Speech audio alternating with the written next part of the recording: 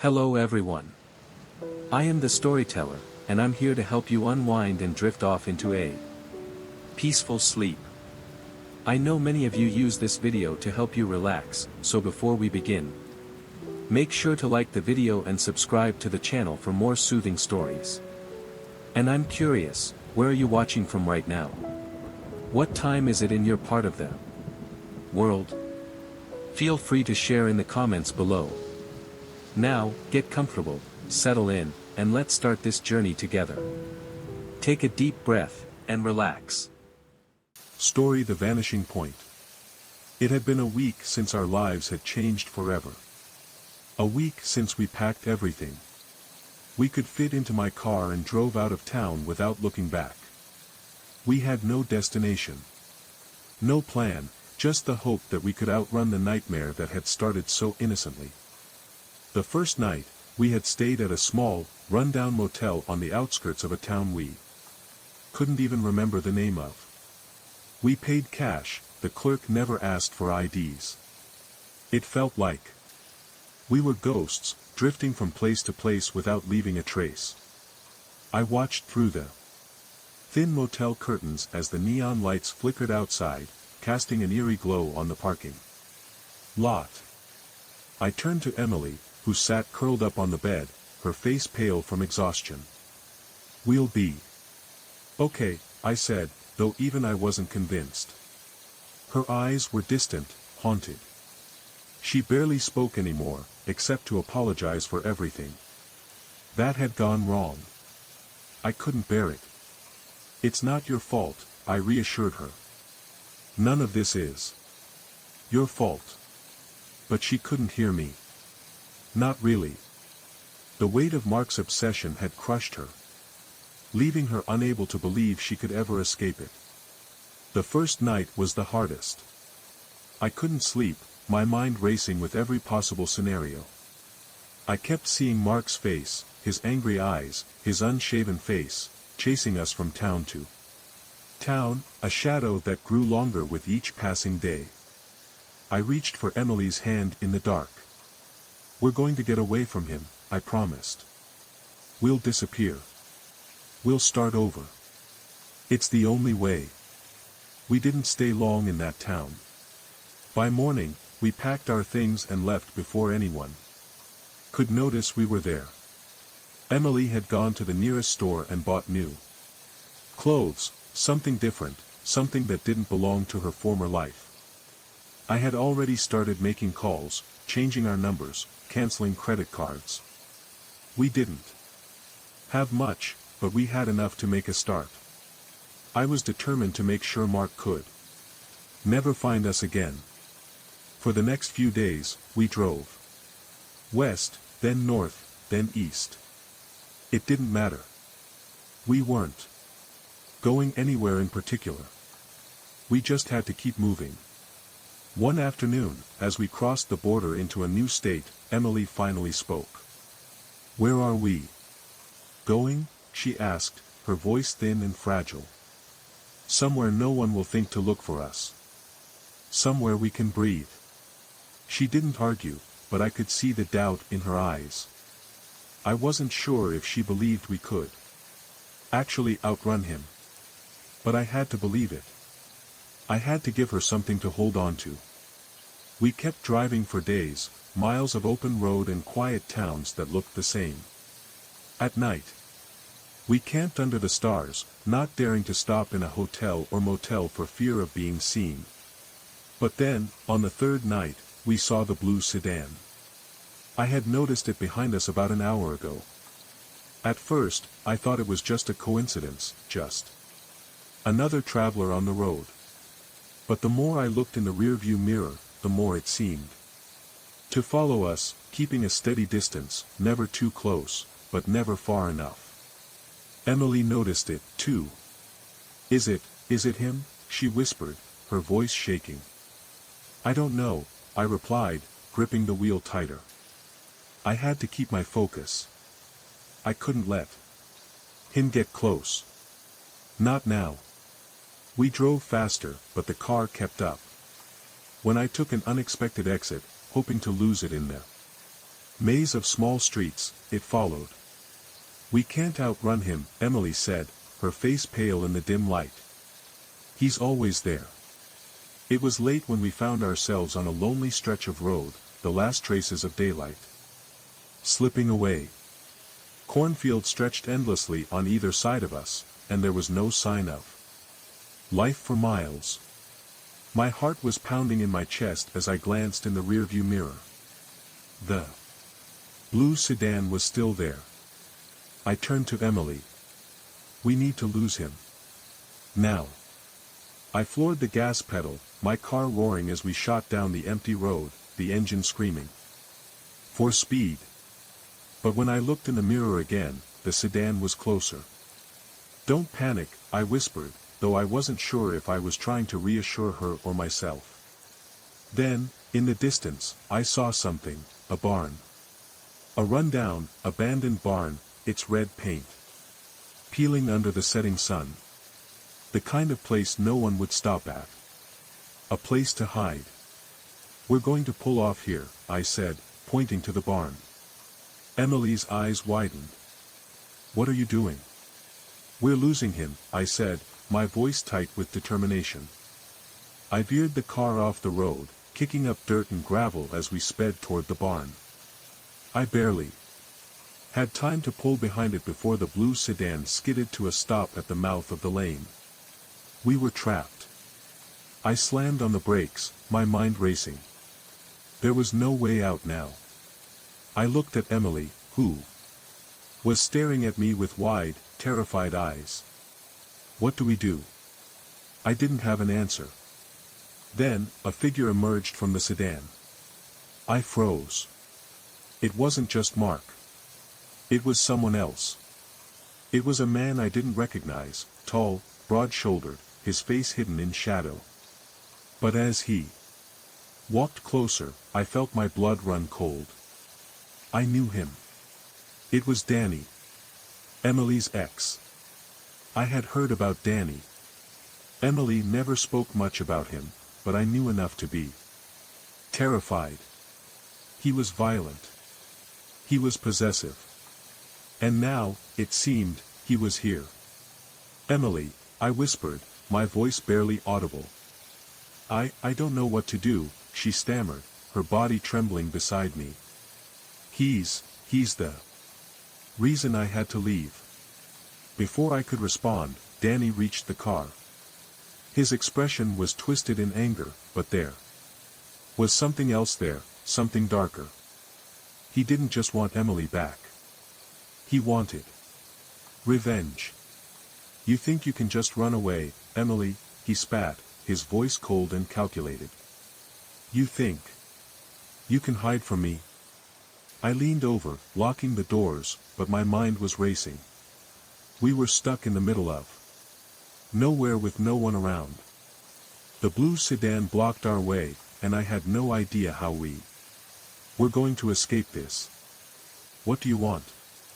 I asked, trying to keep my voice steady. Danny smiled, but it wasn't a smile.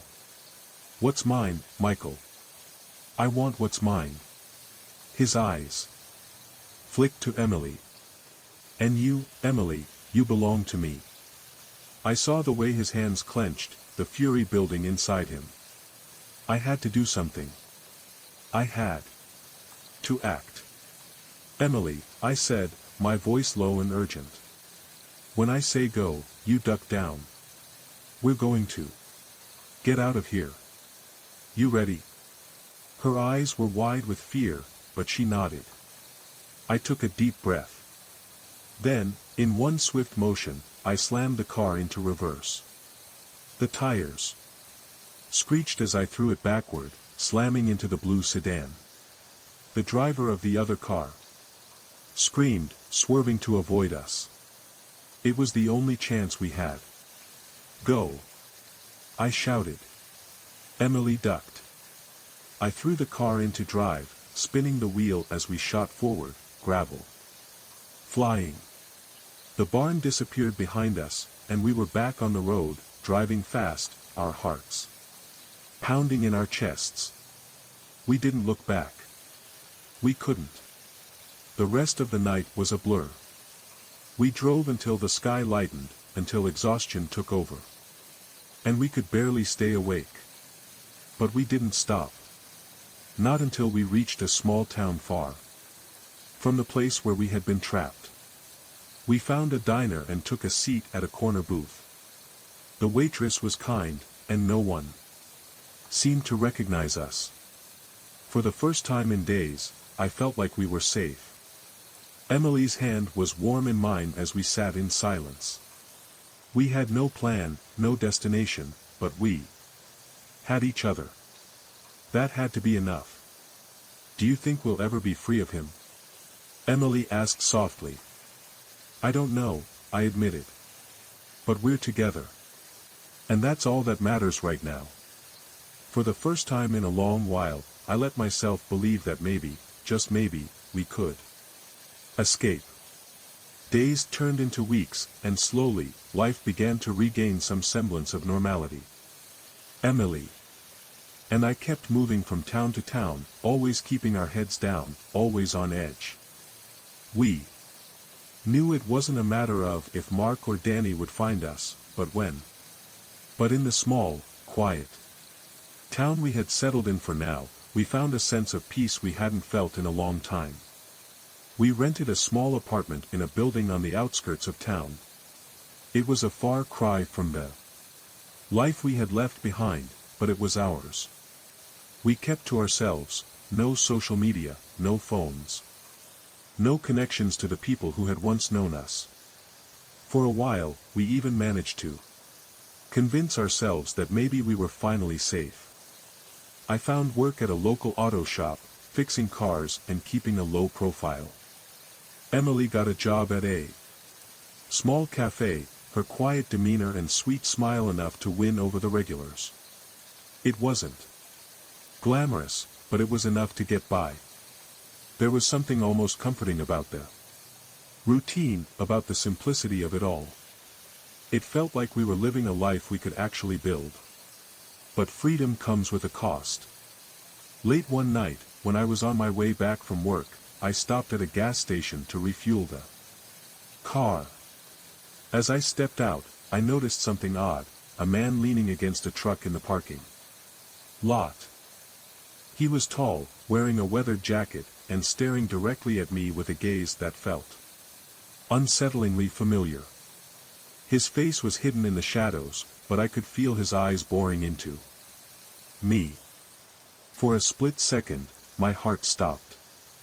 Then, I realized, he was watching me, but not because he recognized me. He was watching me because he had been following us. I had seen that look before. I ducked back into the car, locking the doors. My pulse raced, my mind spinning with dread. Could it be? Could Mark have finally found us? I quickly texted Emily, my hands shaking as I typed, "Don't come home tonight. Stay at the cafe. I'll explain later. Just don't come back." I drove off without looking back, heart pounding. I had no idea who that man was, but I wasn't about to take any chances. I didn't want to think about what could happen if Mark had found us again. The worst part was, I had no idea how he tracked us down. For the next few days, things felt different. Emily and I avoided each other's gaze, both of us haunted by the uncertainty of our situation. We had been living in denial, believing that if we just stayed quiet and kept moving, we would be safe. But I knew that wasn't true. The man at the gas station, he had been too calm, too calculated. He wasn't just some random traveler, he was someone with purpose. I could feel Mark's presence looming over us. And that was the thing that terrified me most. He never stopped looking for us.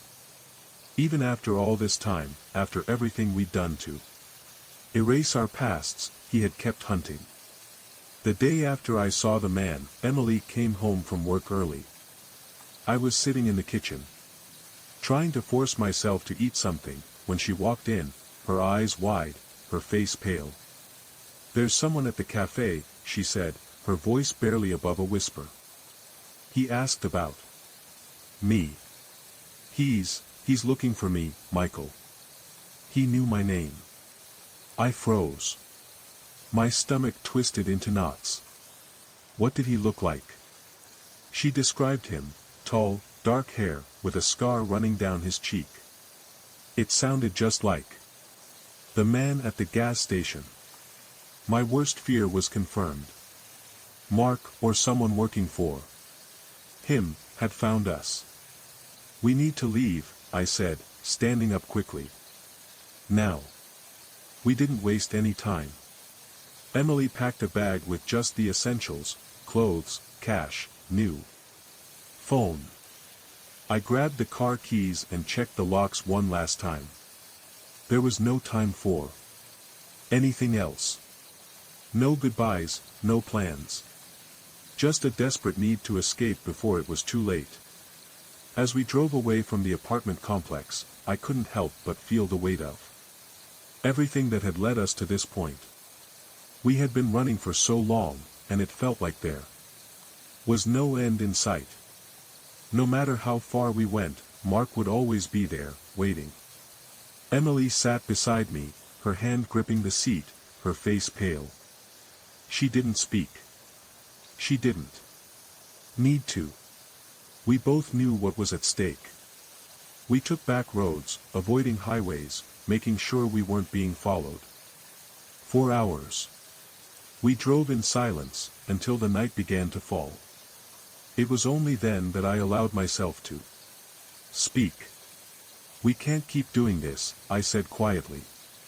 We can't live like this forever. Emily didn't answer right away. She was staring out the window, her eyes fixed on the darkness outside. Finally, she spoke. Do you ever think that maybe it would be easier to just stop running? Her voice cracked. I didn't know how to answer that. The thought had crossed my mind a few times, that maybe there was no escaping the past, no matter how far we ran. Maybe it would be easier to just give in, to let Mark take control of our lives. But that was the last thing I wanted. I don't know, I said honestly. But I do know one thing: as long as we're together, we're going to keep fighting. We're going to keep running if we have to. We'll figure something out. Emily turned to me then, her eyes searching mine. Do you really think we can make it, Michael? I looked at her, my heart heavy with the weight of our journey. I don't know, I said again. My voice softer now. But I'll never stop trying. Days passed. We moved from place to place, never staying too long. It wasn't living, not really. It was surviving. But eventually, it caught up with us. We had stopped for gas in a small town when I saw him again, the man from the gas station. He was standing by the pumps, watching us. His cold gaze locked onto mine, and for a brief moment, I felt the familiar chill run down my spine. I didn't wait around to see what he would do. I grabbed Emily's hand and pulled her toward the car. This is it, I said, my voice tight with fear. We need to go now. But before we could leave, another car pulled up. 2 men stepped out, one of them was Danny. And the other was Mark. My heart sank as I realized that our time had run out. The confrontation was inevitable. There was nowhere to run now. Mark and Danny were too close. Too determined. We stood in the middle of the empty parking lot, facing the men who had tormented us for so long. You think you can just disappear? Mark sneered. You think you can run forever? I didn't say anything. I didn't have to. I could feel Emily's hand trembling in mine, and I knew that this was the moment everything would change. You were never going to get away, Emily, Danny said, his voice low and menacing. You'll always be mine. I stood in front of Emily, my heart racing. I wasn't about to let them take her again.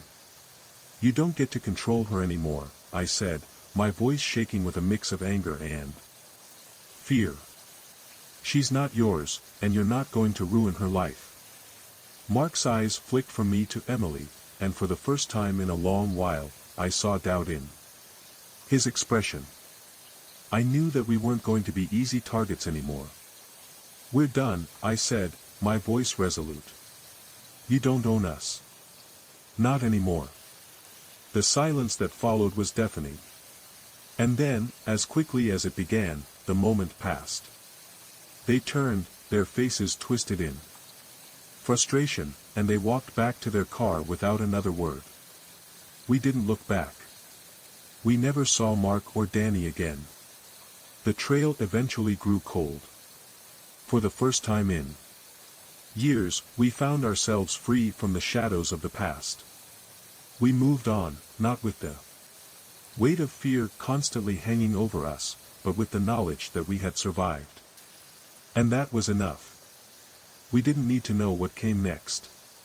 We only knew that together, we had a future. Story: The Harvest of Willow Creek. It was late summer when I first arrived at Willow Creek Farm. The kind of hot, oppressive heat that made every breath feel like it was pulled through a wet cloth. I and #39D just graduated from college with a degree in agriculture, idealistic and eager to work the land. But when I took up the job with Mr. Harrison, I didn't expect to find myself in the middle of something far darker than I could have imagined. Mr. Harrison was a gruff, quiet man, who rarely spoke about his past. His family had long since left the farm, and he lived alone in the old farmhouse, the one that looked like it had stood for centuries. The farm itself was run down, with creaky barns and overgrown fields. But there was something hauntingly beautiful about it, like it was stuck in time.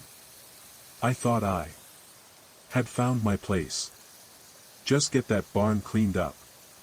Been meaning to do it for years, Mr. Harrison had told me. One hot afternoon, throwing me a pair of gloves and a shovel. Anything worth keeping, pile it up. The rest? Toss it on the burn pile. I'd nodded and gotten to work, shoveling through piles of old farm equipment, broken furniture, and rusted feed bags. The barn was cool compared to the blistering heat outside, the kind of dim, musty space that made you feel like time moved differently in there. But something strange was tucked away in the far corner. As I sorted through an old stack of crates, I noticed a floorboard that was loose. My boot caught on it, and I almost stumbled. Curious, I crouched down and pried the board up. Underneath, there was a small, hidden compartment, just big enough to hold something. I pulled out a weathered journal, wrapped in oilcloth. It seemed oddly well preserved for something that had been tucked away in the dirt. I glanced over my shoulder, making sure Mr. Harrison was still working in the fields, and then I cracked it open. The handwriting was spidery, old, and faded, but the words on the first page stood out. Human subject. Genetic manipulation. My stomach twisted. I flipped through the pages, the horror mounting with each turn. The journal belonged to Dr. Elliot Harrison, Mr. Harrison's father. He wasn't just a farmer. No. Dr. Harrison had been conducting experiments on animals, and humans.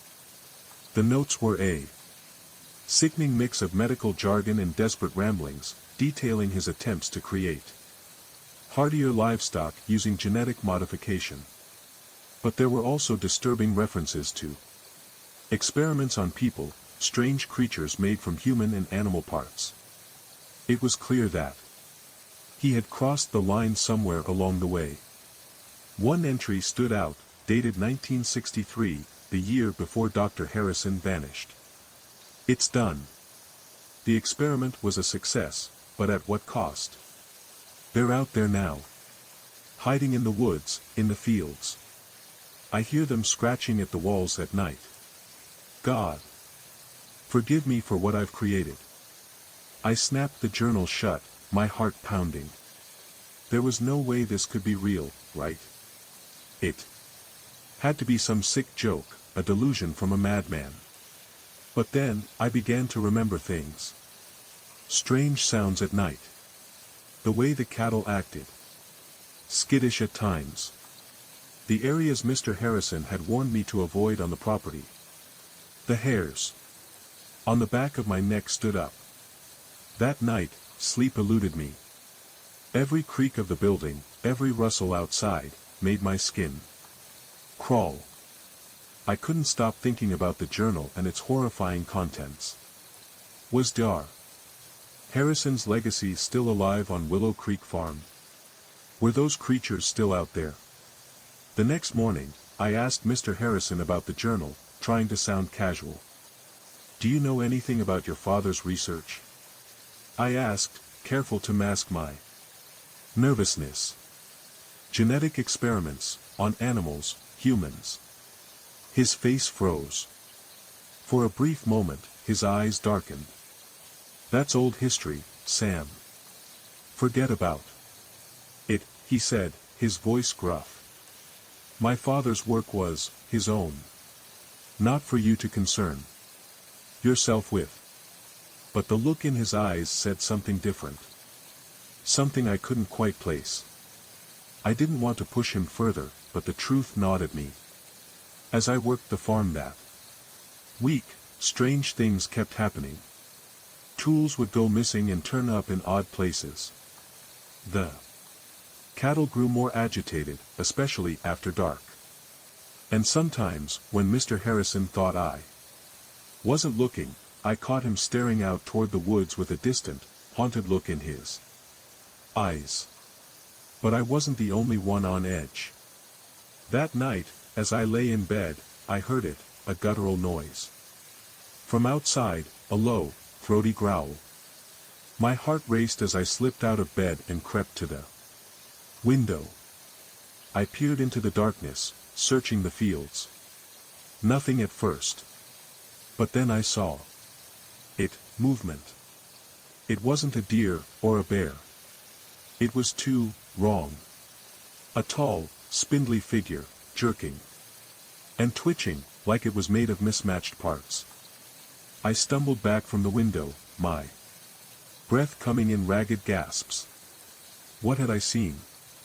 I spent the next few days trying to rationalize it. It had to be my imagination, right?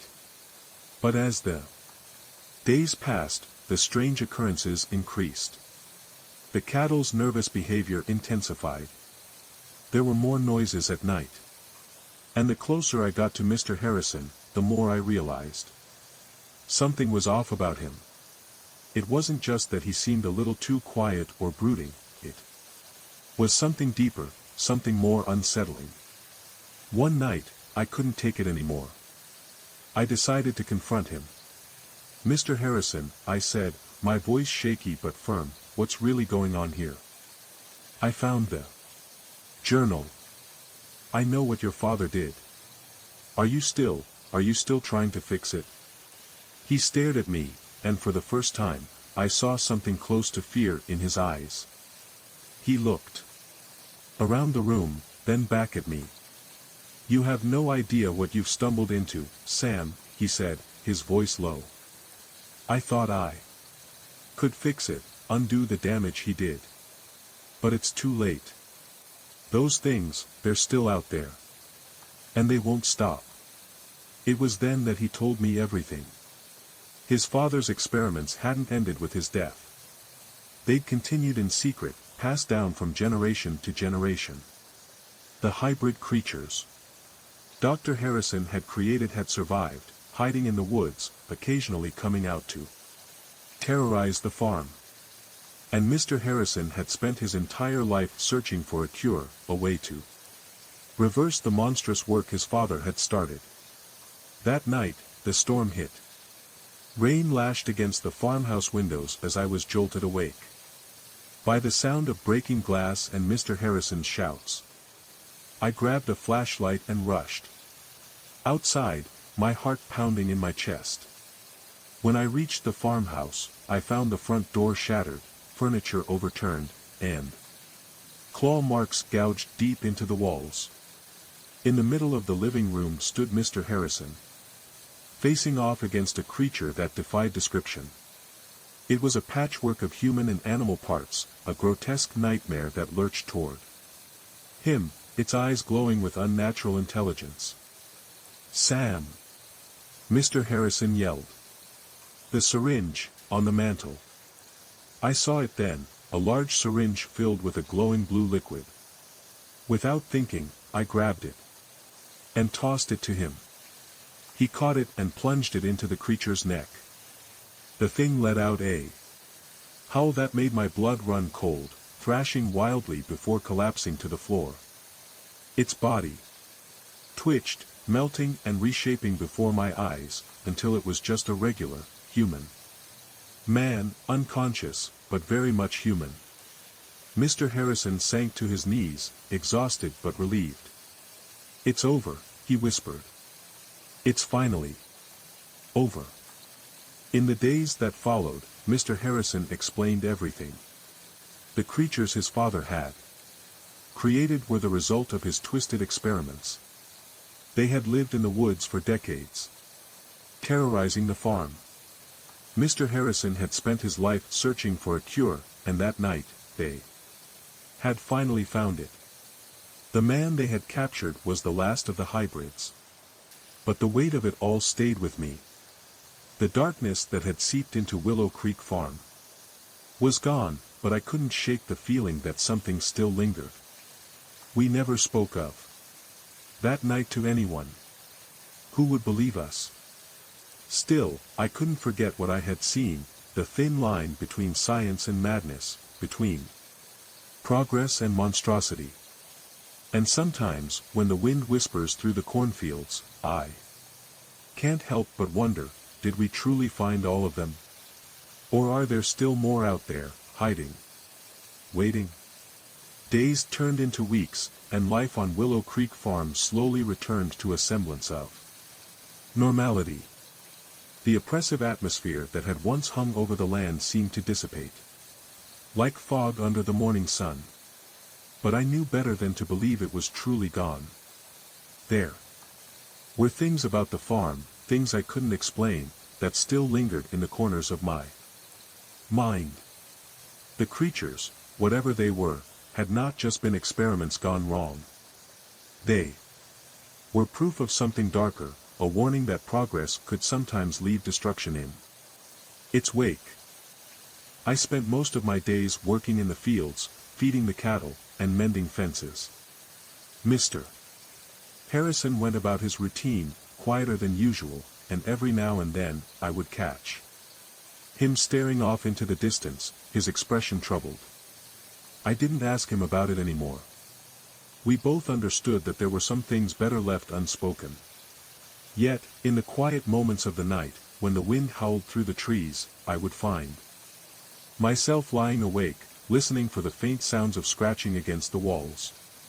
I told myself it was just the wind, but deep down, I couldn't shake the feeling that something was watching us. Something out there in the woods, waiting. It happened on a cool evening in October. The air was thick with the smell of rain, the sky a dark sheet of clouds threatening to open up. I was out in the barn, finishing up some repairs, when I heard the unmistakable sound of footsteps behind me. My heart skipped a beat. I turned quickly, expecting Mr. Harrison or one of the farmhands, but no one was there. The barn doors creaked open, and there, standing at the threshold, was a figure I didn't recognize. He was tall and thin, wearing a long coat that flapped in the wind, and his face was shadowed, but I could make out the stark outline of deep-set eyes. I froze. "Can I help you?" I asked, my voice tight with unease. My hand instinctively reached for the wrench in my pocket. The man stepped forward, his movements jerky, like he was forcing himself to move. He didn't say anything at first, just looked at me with an intensity that made my skin crawl. Then he spoke, his voice low and raspy, almost as if he hadn't used it in years. "I need to speak with Mr. Harrison," he said, his words slow and deliberate. "It's about the past." Before I could answer, the figure stumbled, his body swaying as if something inside him were trying to break free. And then, as quickly as he had appeared, he turned and fled into the darkness, disappearing into the trees. I didn't follow him. I couldn't. But the words echoed in my mind, about the past. What did he mean? And why did he look so wrong? That night, I told Mr. Harrison what had happened. He listened in silence, his face ashen. When I finished, he stared at the floor, his fingers trembling slightly as he gripped the edge of the table. "Stay inside tonight," he said, his voice low. "And don't go out until I say so." I nodded, unsure of what to make of his reaction. There was something in his eyes, something ancient and filled with fear. I had seen that look before, the night we faced the hybrid creature in the farmhouse. It was the same look that had haunted him for years. "I'll take care of it," he added, his voice distant. But as I lay in bed that night, my mind racing, I knew deep down that whatever had returned to Willow Creek, it wasn't something Mr. Harrison could handle alone. The next morning, I woke to an eerie silence.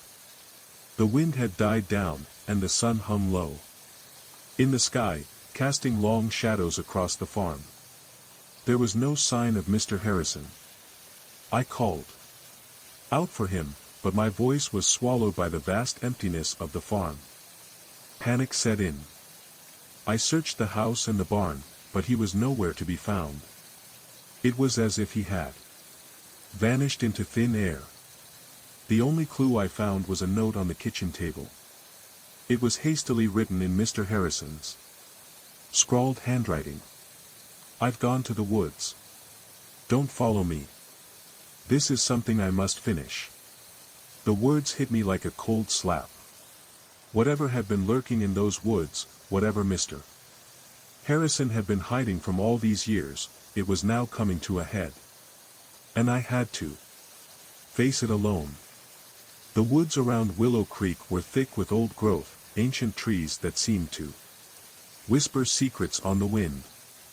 I'd always been warned to stay away from them, Mr. Harrison had always said there was something unnatural about the place, something not right. But I had no choice now. With the wind picking up again, I grabbed a flashlight and headed toward the forest.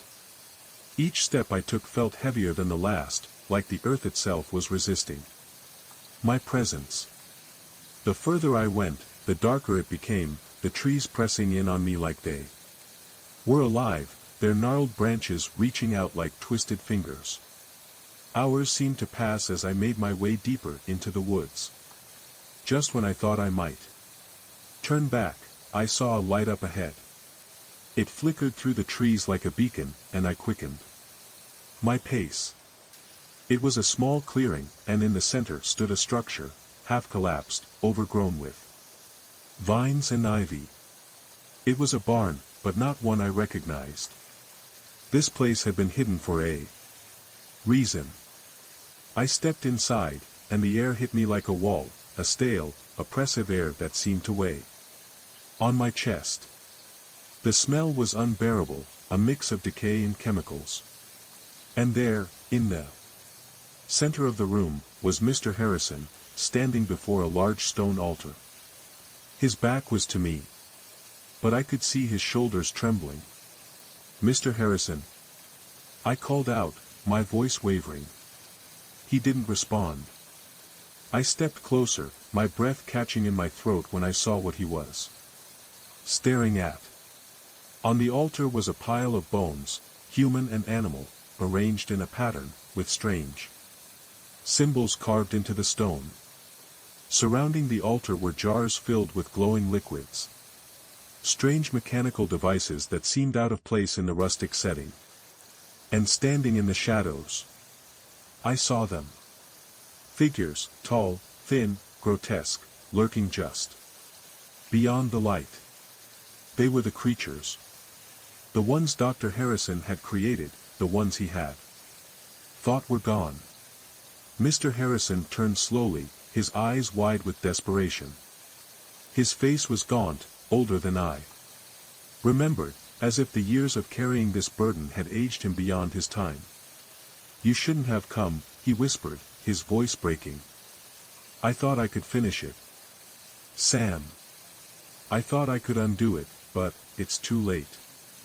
I backed away, my heart racing, but I couldn't tear my eyes away from the altar. The creatures were closing in. They were not fully human anymore, but they were also not purely animal. They were twisted, a perversion of nature. And they were hungry. The creatures lunged toward me, their movements quick and unnatural. Mr. Harrison screamed, but it was too late. One of the creatures seized him, its claws digging deep into his flesh. His body convulsed, his mouth open in a silent scream. I couldn't just stand there and watch. My mind screamed at me to run, but I knew that if I did, I'd never be able to live with myself. So I grabbed the nearest tool I could find, a rusty sickle, and rushed toward the creatures. I swung the sickle at the nearest one, but it dodged, moving with unnatural speed. I tried again, this time catching it across the chest. It howled in pain, but it didn't stop. Instead, it lunged at me, its jaws snapping. In that moment, something snapped inside me. I wasn't going to let them win, not after everything I had learned, after everything I had seen. I ran toward the altar, grabbing the syringe that Mr. Harrison had used before, the glowing blue liquid still inside. With a desperate cry, I plunged the needle into the creature's neck. It let out a guttural scream, its body convulsing before it collapsed, writhing on the ground. The others paused for a moment, confused, and in that instant, I grabbed Mr. Harrison, pulling him away from the altar. We ran, stumbling through the woods, the creatures in pursuit. The night seemed to stretch on forever, the wind howling through the trees like a warning.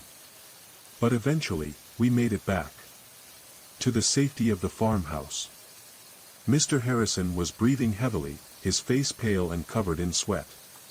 But he was alive. "It's over," he said, his voice barely a whisper. "It's finally over." In the days that followed, Mr. Harrison and I packed up what we could and left Willow Creek farm behind. The creatures, whatever they were gone now. Their twisted legacy had finally been put to rest. As I drove away, I couldn't shake the feeling that the farm had never truly been free from the darkness that had once consumed it. And deep down, I knew that what had happened at Willow Creek could happen again, anywhere, if the line between progress and madness was crossed. Sometimes, when I'm driving through the hills, I find myself looking over my shoulder, half expecting to see something moving in the shadows, waiting for me. I remind myself that it's just my imagination. But deep down, I know the truth. The darkness of Willow Creek isn't gone. It's just waiting, watching. The days after we left Willow Creek were filled with silence, but it wasn't the peaceful kind. It was an eerie stillness that settled in the pit of my stomach, gnawing at me like a persistent itch. Mr. Harrison and I parted ways soon after our escape, each of us haunted by the events that transpired on that farm. I never saw him again, and I've often wondered if he truly found peace, or if, like me, he remained haunted by the shadows of the past. I tried to move on. I found a small house in a quiet town far from the desert, far from Willow Creek. I even started a new job, something normal, something mundane. But every time I passed an overgrown field or caught sight of the silhouettes of twisted trees against the horizon, I would feel it again. The fear. The sense that I hadn't truly escaped. I'd tell myself it was just my mind playing tricks on me. That farm had done something to me, something that couldn't be undone. But it wasn't just me. It was something bigger. Something more insidious than I could ever understand. It was a late spring evening when the phone rang. I was sitting on the porch, watching the sun dip behind the hills, trying to ignore the creeping anxiety that always followed me in the quiet moments. The voice on the other end was familiar, though older and worn. "Sam," said the voice, rough and desperate. It was Mr. Harrison. I froze. "Mr. Harrison. What happened? I need you to come back. Please," he said, his voice breaking. "It's not over. It's never been over." My heart dropped into my stomach. For a moment, I considered hanging up, convincing myself that I had moved on, that the past was the past. But deep down, I knew. The darkness hadn't finished its work. It was still there, lurking, waiting for us to return. I couldn't ignore it anymore. "I'll be there," I said, my voice shaking as I stood up from the porch. The drive back to Willow Creek was a blur. The landscape outside the window was unchanged, as though time itself had forgotten to move on. The dry earth, the wind-blown fields, the twisted trees, they were all still there, like ghosts that refused to leave. When I arrived at the farmhouse, it was just as I remembered it, old, worn, and heavy with history. Mr. Harrison was waiting for me at the door, his eyes sunken and his face drawn. He looked like a man who hadn't slept in years. "It's worse than I thought, Sam," he said, his voice trembling. "They've been coming back. I thought we ended it. But we didn't." "Who?" I asked, my voice barely above a whisper. "The creatures," he said. "They're not gone. They're evolving. And now, they're not just out in the woods, they've infiltrated the town. They're taking people." I felt the blood drain from my face. "What do we do?" "There's one last chance," he replied. "I've been working on something my father never finished. But we have to go back to the farm. We have to stop them, once and for all."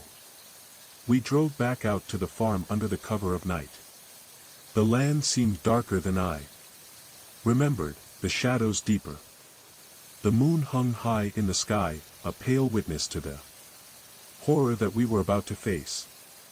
Mr. Harrison was quiet, his hands gripped tightly to the steering wheel as if he were trying to hold on to something he couldn't let go of.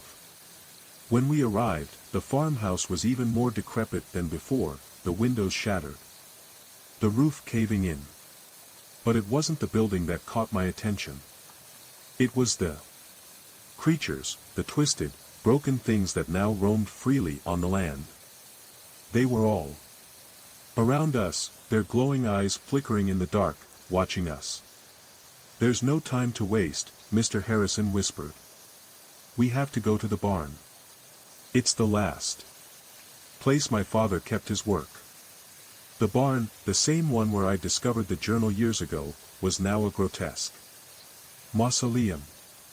Its doors hung crookedly on their hinges, and the air inside smelled rancid, like death and decay. We moved carefully, every step a prayer. In the center of the barn stood a machine, something my mind could barely comprehend. It was a towering contraption, cables snaking out like veins, a series of mechanical arms that seemed to pulse with life. It was an experiment, just like the ones Dr. Harrison had written about in his journal, but this one wasn't just about creating hybrid creatures. It was about controlling them. About using them for something far more sinister. "My father never got the chance to finish this," Mr. Harrison said, voice low. "But I've Figured it out. This machine can reverse what he did. It can end this nightmare. I stared at the machine, a deep, gnawing fear settling in my chest. How? Mr. Harrison didn't answer. He was already moving to the control panel, his hands flying over the buttons and levers with practiced ease. A low hum filled the barn as the machine began to power up, and I could feel the ground vibrating beneath my feet. Suddenly, the barn doors crashed open. The creatures, those abominations, surged into the room, their grotesque bodies twisted and writhing as they advanced. They were faster than I remembered, more intelligent. And they were angrier. "Sam, you have to hold them off," Mr. Harrison shouted, his voice frantic. I grabbed a nearby rusted pitchfork and ran toward the creatures. They were upon me in an instant, their claws swiping, their twisted limbs lashing out. I fought back, but they were relentless, their bodies far stronger than anything I could handle. Then I saw it, one of the creatures, its face a hideous mash of human and animal features, had its hand wrapped around Mr. Harrison's throat, lifting him off the ground. I screamed. Charging forward, and with one desperate motion, I plunged the pitchfork into the creature's chest. It screamed, a sound that made my skin crawl, and dropped Mr. Harrison.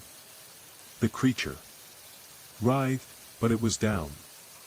I turned back to the machine, barely able to focus, my body bruised and bloodied from the fight. "Sam," Mr. Harrison gasped, "you have to activate the device, now." I scrambled to the control panel, my hands shaking. I pushed the final button, and for a moment, nothing happened. But then, the air around us seemed to shimmer, a strange energy pulsing in the air. The creatures, all around the barn, began to howl in pain, their forms distorting as if the machine was pulling them apart. One by one, their bodies started to dissolve into nothingness, their glowing eyes fading into the dark. The machine whirred, its hum growing louder, and the creatures collapsed into heaps of charred remains. The barn was silent, save for the soft clicking of the machine powering down. We had done it. The nightmare was finally over. I sat next to Mr. Harrison on the porch of the farmhouse, both of us exhausted beyond belief. The air was still and quiet, as if the land itself had finally exhaled after a long, suffocating breath. "It's done," I said quietly, staring out into the fields that were once so full of terror. Mr. Harrison nodded, his face drawn and weary. "It is. But I'm not sure how to live with it. Sam. How do you move on from something like this? From what we've done? What my father started?" I didn't have an answer. I didn't think anyone could. The truth was, we could never fully escape the past. We could never erase what had happened. But maybe, just maybe, we could keep it from happening again. "We move on," I said, finally. "And we make sure no one forgets." As the sun set over Willow Creek, I felt the weight of everything we had been through settle into my bones. It wasn't over. It never would be. But for the first time in a long time, I could finally breathe without looking over my shoulder. We had stopped the creatures. We had stopped the madness. And for now, that was enough. The farm, like the nightmare, was now just a shadow, fading, but never fully gone. The lesson lingered, as all lessons do. Sometimes, progress can come at a terrible cost. But the cost of ignoring that truth is far worse. Hey everyone, Mort here. Thanks so much for tuning in and listening to tonight's stories. I really hope you enjoyed them. If you did, it would mean a lot to me if you could drop a like and hit that subscribe button. And if you made it all the way to the end and aren't subscribed yet, well, that'd be awesome too. I put out new videos every week, so I hope you'll stick around. A huge thanks to my amazing members and patrons, you guys rock, and your names are right there on the screen. If you like this video, I think you'll enjoy this one too, so why not give it a watch? Stay awesome, and I'll see you in the next one. Good night.